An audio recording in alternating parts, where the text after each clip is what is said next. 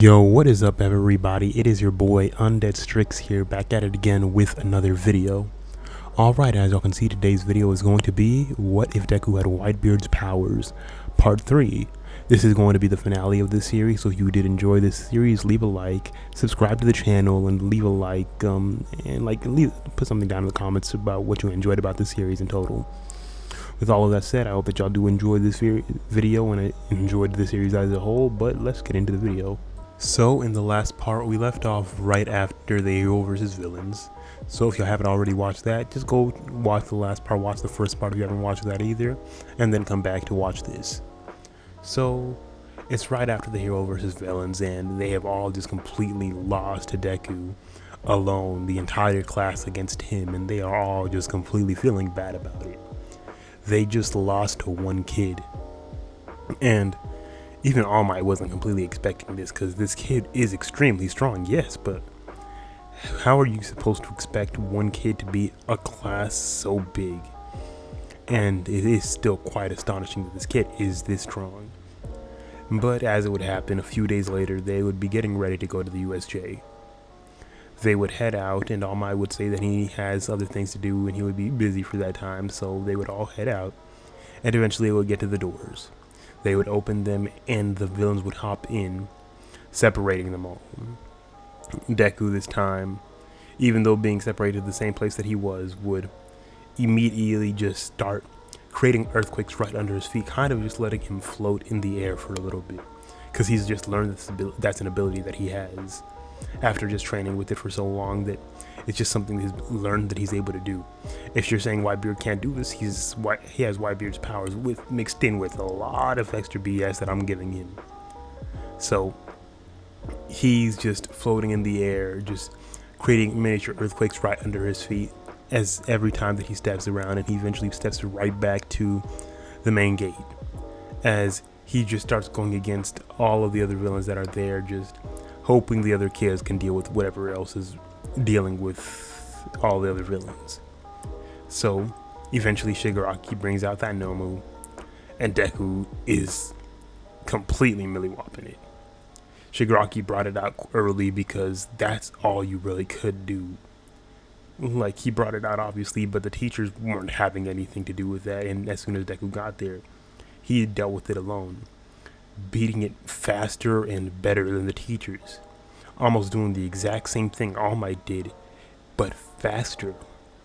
And all of the teachers are just going off like, this kid just did something that we couldn't even do, faster than we did it, causing Shigaraki to automatically leave, going around like, you're cheating, you're cheating, you're cheating.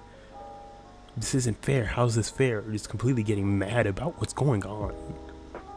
As eventually, obviously he would leave, Deku would check up on the rest of the class, get rid of all the other villains, and eventually All Might would arrive, trying to figure out what happened.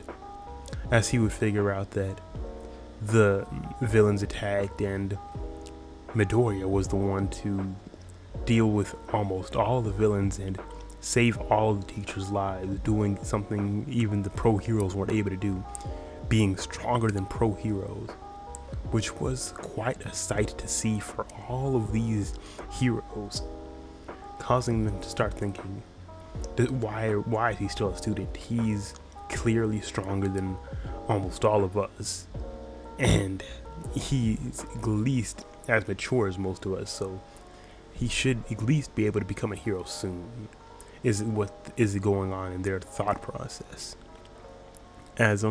So they would take a few days off and take all that time off after the USJ, just because it was still kind of a traumatic experience dealing with all of that. As obviously the next thing that would happen is the sports festival. As the students would come back to class after the little break that they had after the USJ, they would just be talking about the sports festival, as by the time that they want to leave class, they would just be bombarded with all of the students from class 1B going off about the exact same as they did in canon, going off about how 1A thinks that they're the best students just because they've already fought villains, and they're just going off about like Midoriya thinking that he's so strong just because like he was able to do all those things that they heard about in the news, and they're just all trying to dog walk around all of the students in 1A, but Bakugo just goes in going like, you extras really think that you could talk shit about any of us?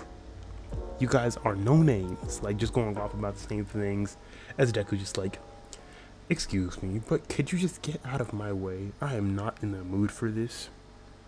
Move now. As they're just looking up to this ginormous person, just looking up as someone in their class is just like, oh, you're pretty tall. As Deku looks at this, and it's not like someone extremely tall, but this is an aged down mountain lady, because this is who I'm going to have Deku end up with. So mountain lady's just going off talking to Deku and everything like that. They actually find each other pretty attractive, and they just start talking after this, as eventually once it comes to the day of the sports festival, they like have already obviously gotten to know each other a little bit and have actually started talking, or at least getting in those stages. But on the day of the sports festival, obviously it's no holds barred. Whatever happens, happens, and just leave it alone after that. But obviously they would get there, it would be the first event, which would end up being the obstacle course, as Bakugo still obviously goes out running, Todoroki goes out running, and Midoriya does the exact same thing. Just speed blitzing everybody, creating miniature earthquakes like how Bakugo does with his explosions, just to propel him up in the air, propel him forward and forward, just keeping him moving and moving. Him obviously still winning because he has the biggest amount of speed boosts in the entire class, so there's no one there that could actually bother with him. And then with the next event, he will still end up winning because almost everyone wants to be on his team because they all know that he's a shoo-in to win. But obviously he would just start choosing people that he actually thinks that might actually be able to somewhat help. He would choose, like, honestly I would say that he chooses the exact same people, and that's almost the exact same thing that happens, because I never actually paid too much attention to this part of the actual story, but that's kind of just cheating. But I'm honestly gonna say that's what happened. Just obviously it goes way better because he's just creating little miniature earthquakes around him to kind of literally just help keep everyone away and just pushing them back, and no one really wants to go after him because they all understand it's a death sentence. They all know that they're gonna lose no matter what they try to do, so they give up. And with the third event, it's really just everyone's trying to get to a hope that they don't have to fight him, and everyone that does just automatically knows that they're about to get their just shit rocked. They know they're about to lose, so they just prepare in the best way possible, because he's one-shotting almost all of these people, and everyone in the stadium is just going crazy seeing how strong this kid is. All the other heroes just looking at this kid being so damn strong, and they don't understand it. They don't understand how that's even possible for a kid to be this strong.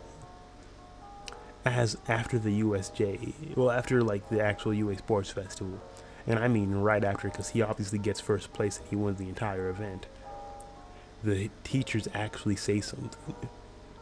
They all say that he is going to get a pro hero license off the bat, because they already know that he is easily one of the strongest students to come out of the school ever. So they're granting him with the pro heroes license, not even a provisionary, a full-on hero license, because the way that what he did during the USJ helped so many people and saved so many potential lives that it was honestly astounding. And they were just like, yeah, so that's what we're going to do, giving him a full-on hero license, and just giving him, like, he already knows what he's doing for some reason. He's pretty good with his experience. He knows how to protect people. He knows what he's doing.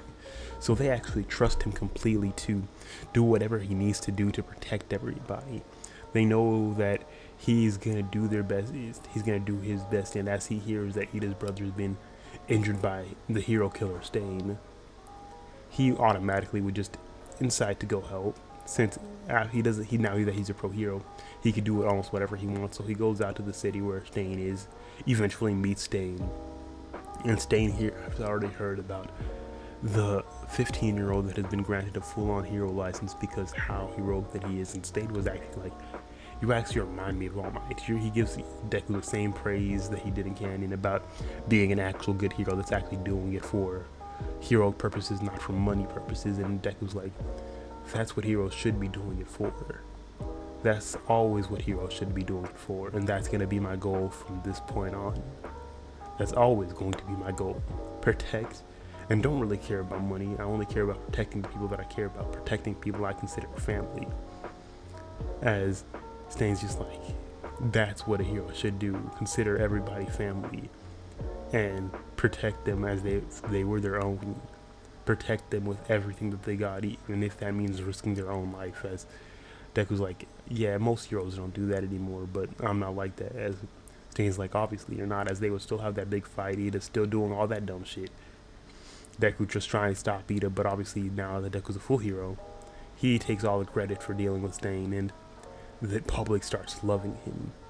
Already giving him like the ranking of like number 10, like the one of the top 10 heroes, because him being so young, him being so just strong, drains him that time, and as time goes on, his ranking would just keep going up and up and up and up, eventually to the point that he hits number 1 hero after a few years.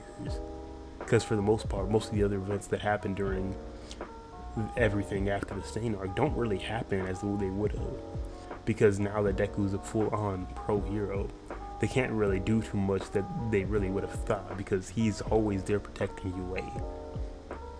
Yeah, he might not be a student, but they literally just made him assistant teacher. So anytime that any events would happen where any of the students were in any kind of trouble, he would already be there, deal with it almost instantly, and just move the day on like it was normal. And yes, I know this might be a rushed, you might think that this is a rushed video or whatever. This is how I always plan on ending the story, so don't come on talking about like, oh yeah, this video was so short, this video was going on so like that, this, that, and the third. This is how this video is supposed to be. I am sick. I don't feel well. I'm recording this video while feeling like I'm about to die. I just needed to get this video out for y'all. So, if y'all enjoyed this video, leave a like, subscribe to the channel, and leave a comment down below on what you enjoyed. But with all of that said, it's Undead Strix signing out. Peace.